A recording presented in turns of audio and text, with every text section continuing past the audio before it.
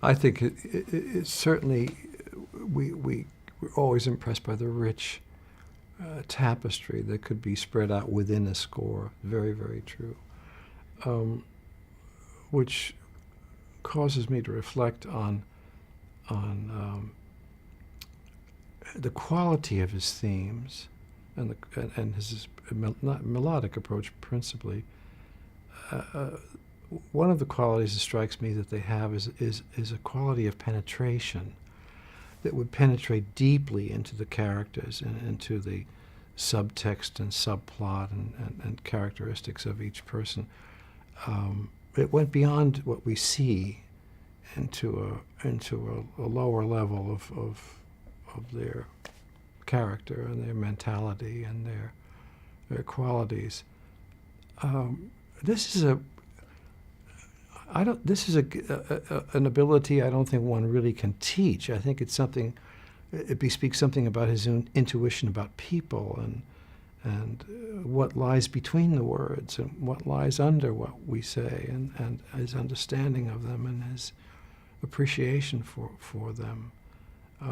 A very gentle man who never spoke very much. He was very good to talk to, but very professor. He would have been. I always said he would have been a great teacher.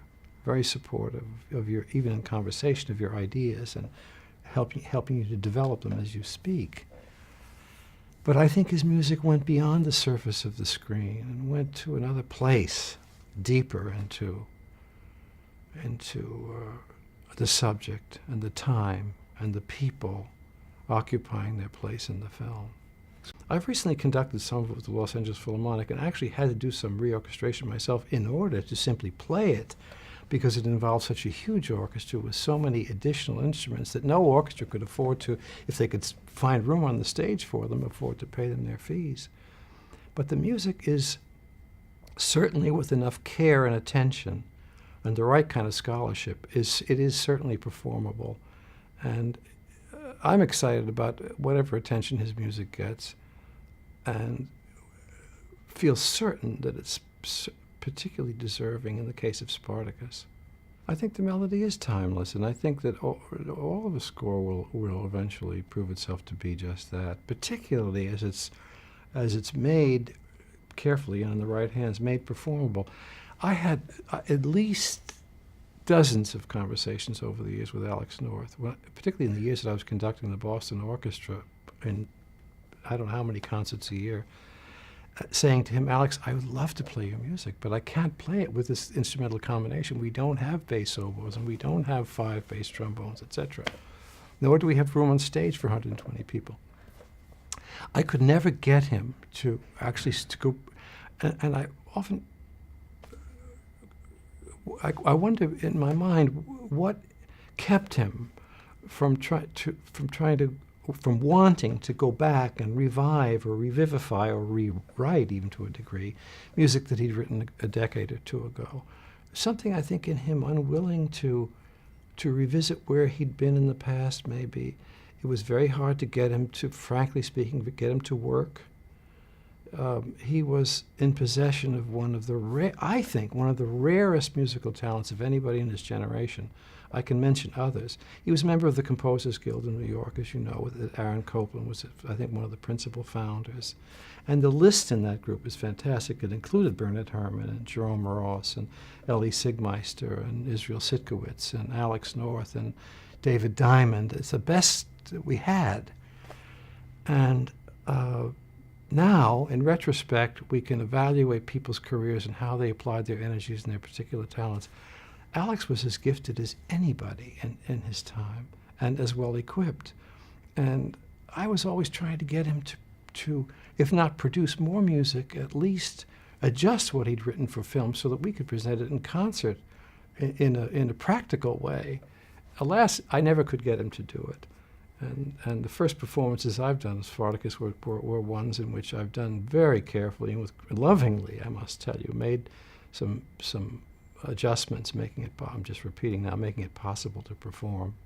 I think what I always noticed about his work was the adaptability of his technique to the size and scale and subject and period of the films that he bought. It was always Alex. It was always a kind of perfume and magic to what he did, but it would be very, very different in dimension and texture from film to film. He certainly had flexibility and adaptability in his arsenal of working. I have, only one other regret about Alex, and that is that I would have wished that he'd written more for the concert hall, because I think I'm convinced that he was one of the best intuitive talents of his generation in our country. And it's a shame that he didn't leave us more, not only film music, but music of other kinds that would enable us to all appreciate his great gifts even more than we do. I think it's wonderful that Alex will have recognition now on his 100th birthday, and whenever it will come. He's actually been a kind of a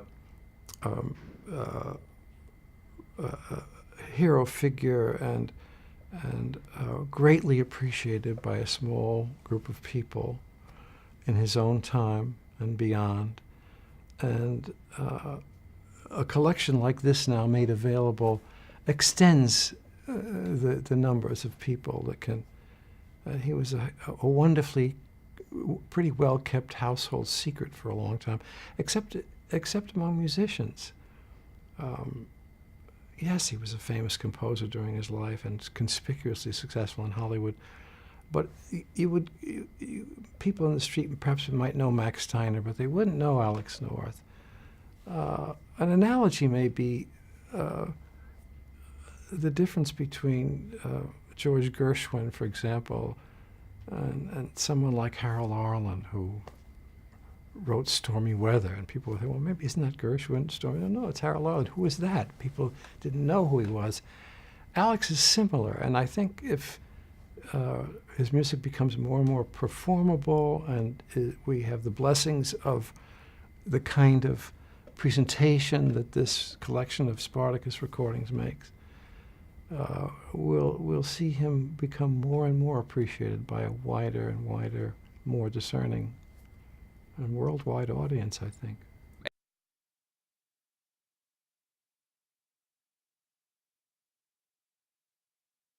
Well, I miss Alex, my friend, and I miss Anna, his wife, also my friend, very much. Musically, I think we note in any discussion about Alex that we are all individuals, and Alex's art is like none other. And even though it has strong European foundation to it, he was very concerned about making a music that was American. This again goes back to the mentality of the 1930s, when people are looking for the grand American symphony, and so many people attempted it at that time. An attitude that isn't, given the universality that we live in among today, may seem almost supranationalistic and a little strange to the sensibilities of today. But Alex, like Gershwin and like Copland and others,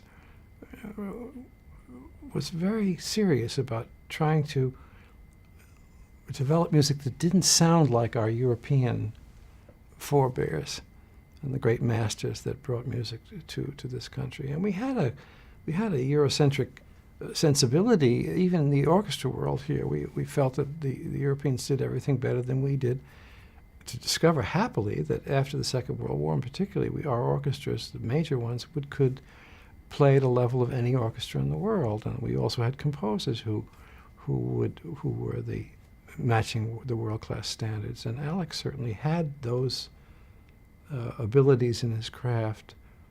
And I will say for the third time, he was blessed with one of the richest natural intuitive gifts that I have observed in my life in music.